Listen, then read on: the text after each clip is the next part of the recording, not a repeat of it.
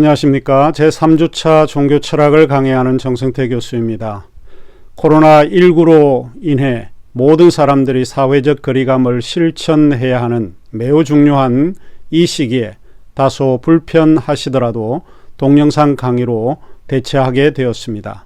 바라옵기는 빠른 시일 내에 코로나19가 진정이 되어서 모든 사람들이 아름다운 캠퍼스에 만나 학문의 장을 열어갔으면 좋겠습니다. 그러면 이 시간에는 종교철학 강의를 시작하도록 하겠습니다. 자, 그러면 오늘 수업 내용은 제3장이 되겠고요.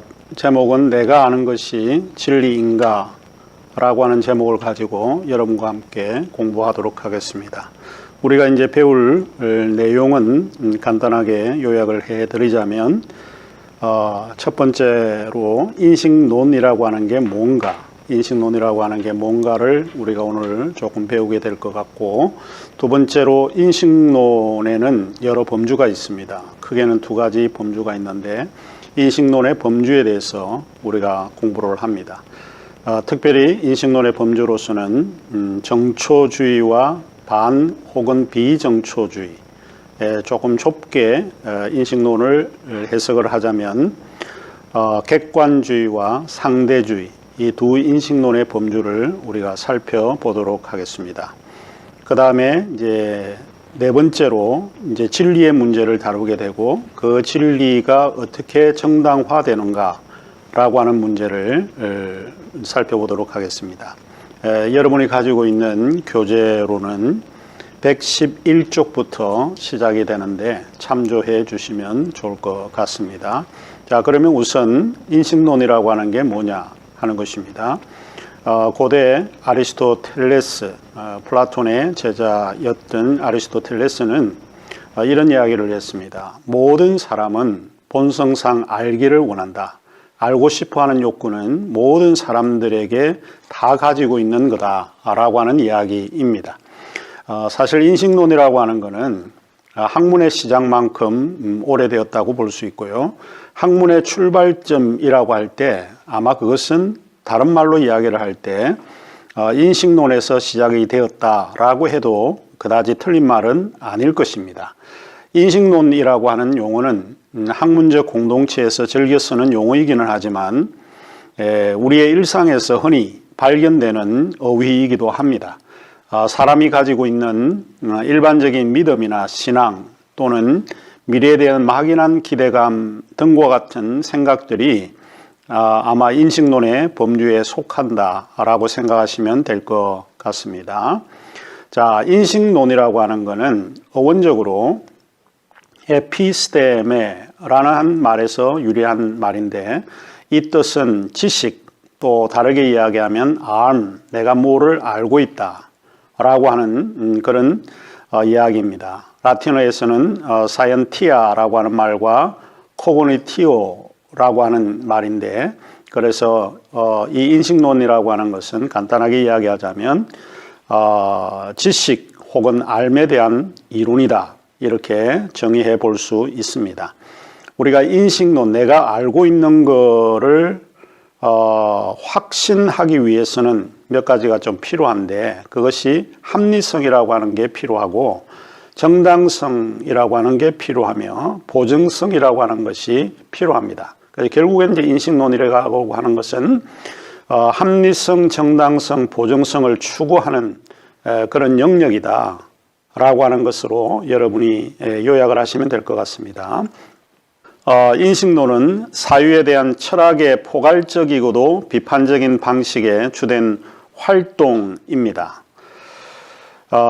오래전에 확실한 지식을 얻기 위해서 출발한 인식론은 회의론에서 시작이 되었습니다. 소위 영어의 skepticism이라고 하는 이야기입니다. 모든 것을 의심해 본다는 것이죠. 이 그리스 철학자이자 회의론의 창시자가 피론이라고 하는 사람이 있었는데, 이 피론은 지금 알고 있는 지식을 의심을 해보아서 확실한 믿음을 얻어내야 된다라고 하는 이야기입니다. 여기에 이제 피론에 관한 설명을 여기에 이야기했는데, 시간상 요것은 여러분이 읽어보시면 될 것 같습니다. 자, 그러면 인식론은 중요한 것 중에 하나가 뭔가 하면 진리가 아니라 진리로 승인하는 방식입니다. 그래서 인식론은 내가 알고 있는 것이 이게 왜 확실한 건가, 그거를 확인하는 방식, 이것을 이제 인식론이라고 합니다. 인식론의 차이는 굉장히 많습니다. 뭐 이를테면 어떤 사람은 역사에 일어난 사건들을 가리켜서 암흑시대라고 말하기도 하고, 어떤 사람은 황금시대라고 말을 하기도 합니다. 이 암흑시대라고 하는 것은 중세시대의 기독교인들을 가톨릭이 탄압을 할 때 이 기독교의 입장에서 보게 되면 그 시대는 분명히 암흑시대입니다. 그러나 가톨릭 입장에서는 그보다 더한 황금을 누린 시기가 없었겠죠. 그래서 황금시대라고 하는 관점을 가지게 됩니다. 우리 한국에 일어난 사건 가운데 동학난이 있고 동학혁명, 두 가지로 이렇게 호칭을 할 수 있는데, 동학난이라고 하는 것은 이 불만을 가진 몇몇 사람들이 소란을 일으킨 것을 동학난이라고 할 수 있습니다. 그러나 이 한국 사회의 거대한 이 구조 개혁을 한다고 생각을 할 때는, 그런 생각을 가지고 접근을 하는 사람은 그것은 동학난이 아니라 동학혁명이 됩니다. 또 우리 강주 사태라고 부르기도 하고 광주혁명이라고 부르기도 합니다. 이런 차이는 어디서 나는가? 그거는 인식론의 차이에서 나오게 되는데, 간단히 이야기하자면 인식론은 하나의 관점을 허용하고 있다. 이 허용된 관점에서 인식론의 차이가 형성되어진다라고 하는 것입니다.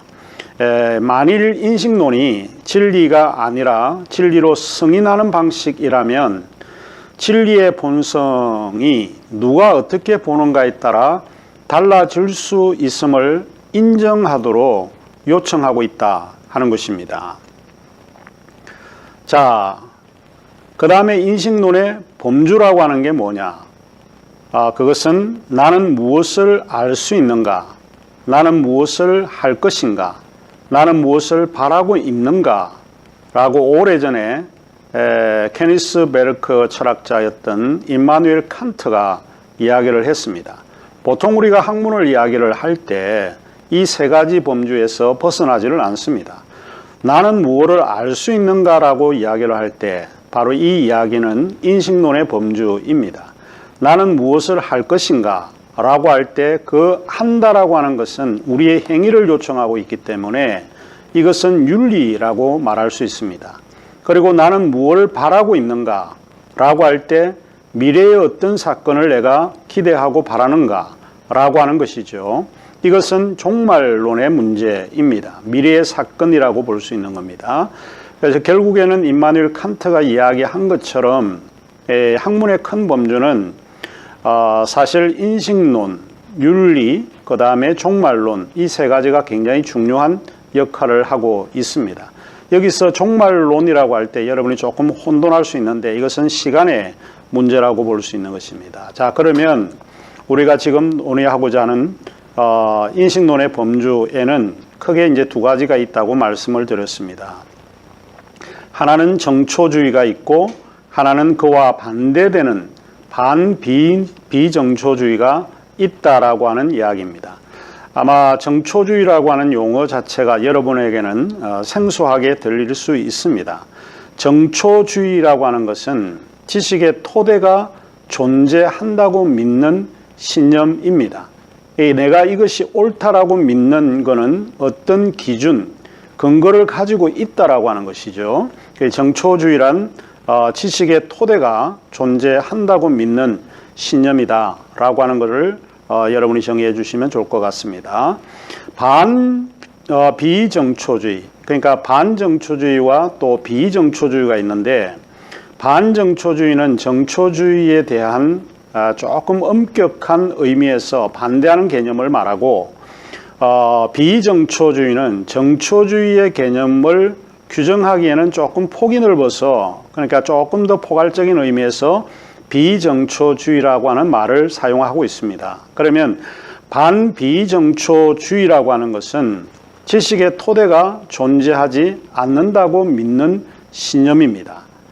기본에 우리가 알고 있는 것을 정확한 근거를 찾기 혹은 토대를 찾기가 어렵다라고 하는 말에서 반비정초주의라고 우리가 말을 하고 있습니다.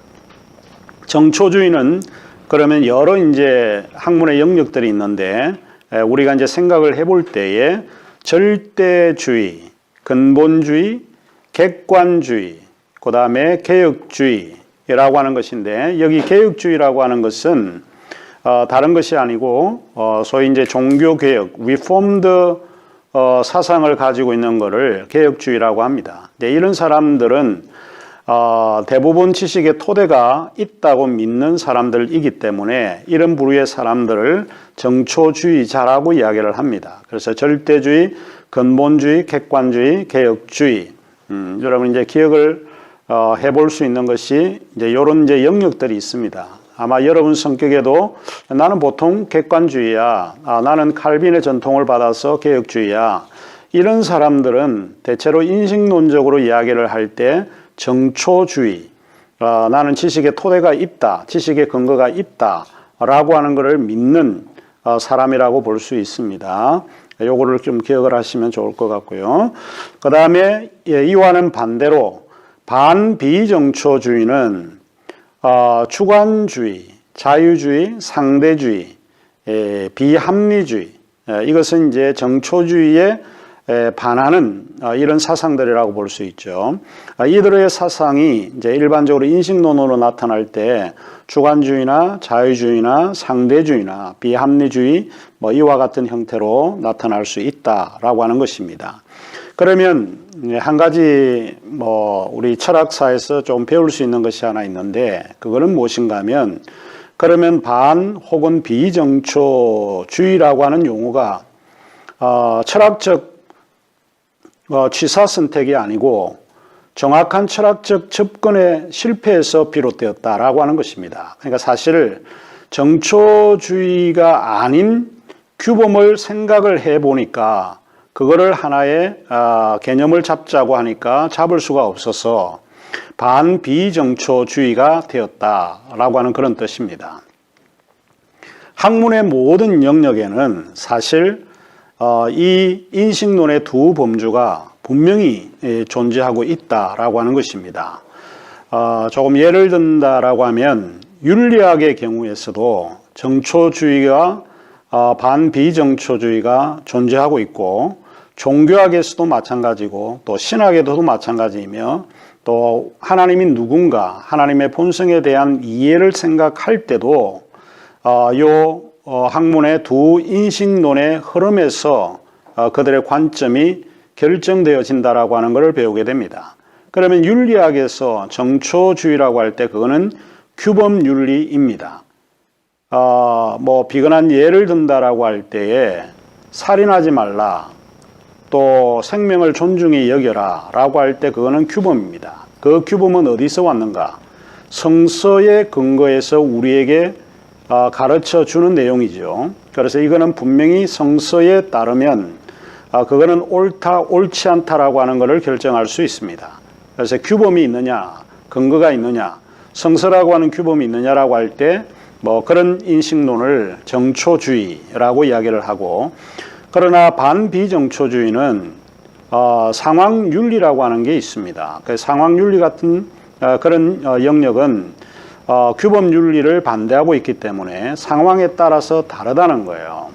이게 가령 이제 낙태를 해야 되나 말아야 되나 라고 하는 문제에 우리가 봉착하게 될 때에 그거는 상황에 따라 다르다는 거예요. 13세 여아이가 임신을 했을 경우에 그가 살아야 될 그런 인생이 너무 길기 때문에 이런 걸 상황에 따라서 혹은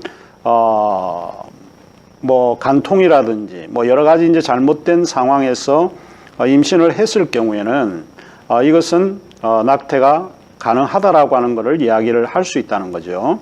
또 산모가 위험하다라고 할 때 상황에 따라서 낙태 허용을 해야 한다라고 보는 겁니다. 그거는 이제 절대 규범을 가지고 잣대로 규정할 수가 없다라고 하는 의미에서 상황윤리가 존재합니다. 그래서 규범윤리는 정초주의인 반면에 상황윤리는 반비정초주의입니다. 이 종교학에서도 마찬가지인데 비근한 예로 불교의 예를 든다라고 하면 불교에는 소승불교와 대승불교가 있습니다. 이 성이라고 하는 것은 바퀴를 이야기를 하고 있는데 이 소승은 바퀴가 작다, 대승은 바퀴가 크다 이런 뜻입니다. 사실 소승불교인들은 그 법문이라든지 법경을 굉장히 중요합니다. 근거를 삼습니다. 그래서 정초주의는 대부분 소승불교를 구성하고 있고 반비정초주의는 대승불교가 존재를 합니다. 그래서 대승불교에서 흔히 쓰고 있는 것 가운데 하나가 길을 가다가 부처를 만나면 죽여라 라고 하는 이야기를 합니다. 그게 실제 존재하는 실제 사물은 없다라고 믿고 있기 때문에 이들은 절대 근거를 제시하지 않습니다. 그래서 불교에서도 소승과 대승으로 구분하면서 정초주의와 반비정초주의로 나누게 됩니다. 한국의 경우는 소승불교가 아니고 대부분 대승불교라고 볼 수 있습니다. 자, 신학에서는 어떠냐? 신학에서도 마찬가지입니다. 정초주의자들은 하나님의 계시를 굉장히 중요하게 여깁니다. 그래서 모든 결정의 근거는 하나님이십니다. 그래서 위로부터의 신학은 정초주의를 대표하는 것이고 아래로부터의 신학, 인간 중심에서 인간의 경험을 중시하는 이런 신학은 반비정초주의를 주장을 합니다. 결국에는 어떤 신학을 갖는가라고 하는 것도 하나님의 계시, 하나님으로부터 출발을 하는 것이냐 아니면 인간 혹은 인간의 경험으로 출발하는가에 따라서 우리의 인식론 자체가 두 부류로 나눠지게 됩니다. 그 다음에 신이해, 하나님에 대한 이해에 있어서도 정초주의와 반비정초주의가 서로 다르다고 볼 수 있습니다. 하나님과 인간은 다르다라고 주장하는 것은 대부분 정초주의가 주장을 하고 있고 신이 죽어야 인간을 구원할 수 있다라고 하는 신죽음의 신학과 같은 이내 신의 분우성을 강조하는 사람들은 대부분 반비정초주의자들입니다. 그래서 하나님을 어떻게 우리가 볼 건가? 여성의 입장에서 볼 건가? 남성의 입장에서 볼 건가? 다양한 어떤 관점에서 하나님을 보는 것에 따라서 우리의 인식론도 차이가 드러날 수밖에 없다 하는 것이죠. 정초주의와 반비정초주의 이 두 가지가 신에 대한 이해도 결정할 수 있다라고 하는 이야기입니다. 자, 이제는 우리가 정초주의와 반비정초주의가 조금 어려운 철학적인 용어로 제가 말씀을 드렸는데 이거를 좁게 우리가 해석을 해보면 간단하게 이야기를 하면 지식의 두 범주가 조금 객관주의와 상대주의 논정으로 내려올 수 있다라고 하는 것을 생각해 볼 수 있습니다. 그래서 어떤 사람은 나는 객관주의자야, 어떤 사람은 나는 상대주의자야 이렇게 이야기를 할 수 있습니다. 왜 나는 객관주의냐, 나는 왜 상대주의냐, 그들의 관점이 다르기 때문에 그렇다는 거죠. 그래서 이 지식의 두 범주에서 객관주의와 상대주의가 있는데 그러면 객관주의에 대한 것과 상대주의에 대한 정의를 한번 해보도록 하겠습니다. 객관주의라고 하는 건 우리 교재에 나와 있으니까 여러분 읽어보시면 이 내용을 배울 수 있게 됩니다. 객관주의라고 하는 것은 합리성이나 인식, 진리, 실제, 선, 옳음 등의 본성을 결정하는데 궁극적으로 호소할 수 있는 영원하고도 초역사적인 기반이나 구조틀이 존재해야 한다고 믿는 확신입니다. 자, 굉장히 중요하죠.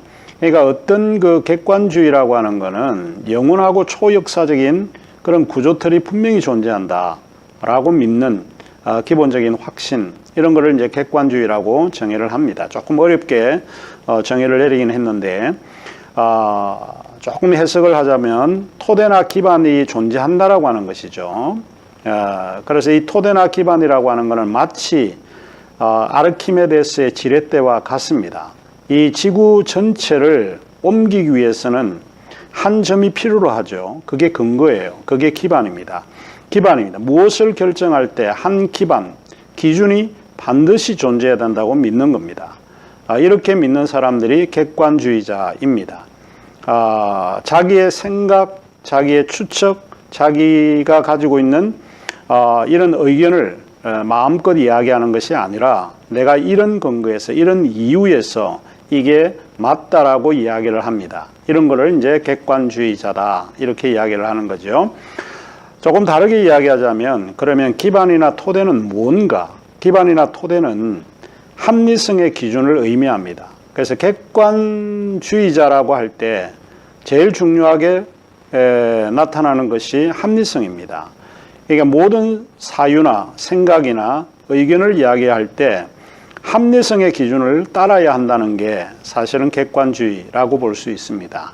그러면 뭐 이런 철학자들 가운데, 사상가들 가운데 객관주의를 표명하는 사람은 딱 두 사람이 있는데, 크게 이제 예를 들자면 한 사람은 르네 데카르트입니다. 이 근대 철학의 아버지라고 부르는 사람이 르네 데카르트 있는데, 이분은 지식의 확실성을 좀 추구를 해왔습니다. 그 다음에 또 한 사람인데 칼 포퍼는 과학 철학자입니다. 인식의 주체가 배제된 지식 추구를 주장을 하게 되었는데, 인식의 주체, 그러니까 과학을 바라보는 사람이 이 개입이 되면 주관주의가 되기 때문에 항상 인식자가 배제된 지식을 추구해야 한다는 거죠. 그래서 객관주의는 바로 이런 거를 추구를 하게 됩니다. 하지만 문제는 객관주의를 우리가 추구하게 되면 데카르트적 불안을 느끼게 된다는 거예요. 뭔가 확실해야 되는데 이 확실한 거를 얻을 수 있는 게 쉬운 일이 아니기 때문에 그렇다라고 보는 것입니다. 그러면 객관주의가 왜 중요하냐? 우리가 지금 대면에서 수업에 만나게 될 때 뭐 요 문제를 가지고 토론을 조금 할 수 있을 텐데 동영상 강의이기 때문에 이렇게 할 수 없이 굉장히 좀 안타깝게 생각을 합니다. 우리가 객관주의가 왜 중요하냐? 이 객관주의가 무너지면 어떻게 될 건가? 뭐 많은 이야기를 할 수가 있게 될 것입니다. 이 객관주의가 무너지게 되면 이 합리성이 무너지는 것이기 때문에 많은 사람들에게 피해를 입힐 수가 있습니다. 그래서 객관주의가 상당히 중요하다라고 하는 것입니다. 자, 그러면 오늘 이 3주차 강의는 일단 첫 번째 시간은 여기서 마무리하도록 하겠습니다.